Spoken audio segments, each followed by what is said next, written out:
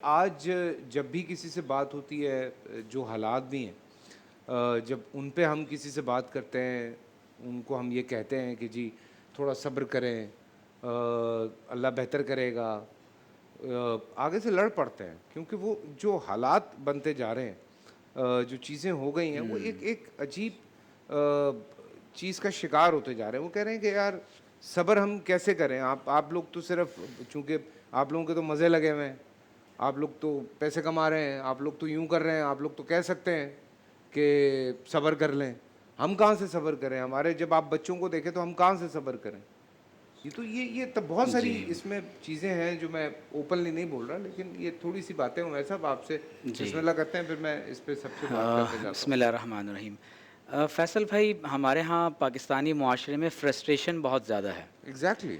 Injustice اور ناانصافیوں کی وجہ سے ٹیلنٹ کی ناقدری ہے، نتیجتاً لوگ احساس محرومی کا بہت زیادہ شکار ہو گئے ہیں، اور یہ احساس محرومی وسائل کی غیر مساویانہ تقسیم اور ناانصافیوں کی وجہ سے، ٹیلنٹ کی ناقدری کی وجہ سے بڑھتا چلا جاتا ہے۔ اور جب احساس محرومی بہت زیادہ بڑھ جائے تو پھر انسان ایک ایسے شدت پسندی کے رویے کی طرف چلا جاتا ہے کہ پھر چاہتے ہوئے بھی وہ اپنے آپ کو ذہنی طور پر کسی حقیقت کو قبول کرنے کے لیے تیار نہیں ہوتا۔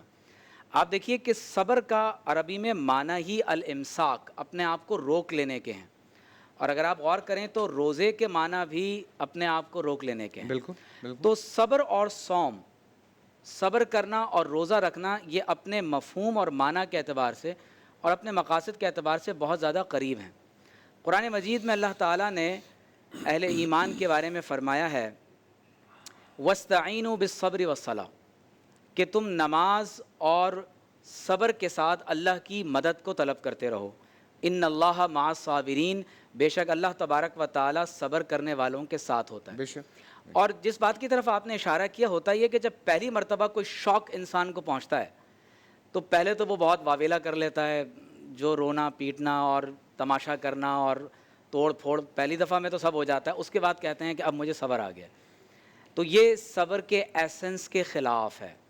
حدیث میں ہے الصبر عند الصدمۃ الاولی، صبر یہ ہے کہ جب انسان کو پہلی بار کوئی شوق لگتا ہے تو اس وقت جب آپ اپنے غصے پر کنٹرول کر لیتے ہیں، جب اپنی زبان کو روک لیتے ہیں، جب اپنے خیالات کو منفی سمت کی طرف جانے سے روک لیا جاتا ہے، تو یہ صبر کی اصل صورت ہے جو ایک صاحب ایمان سے مطلوب ہے۔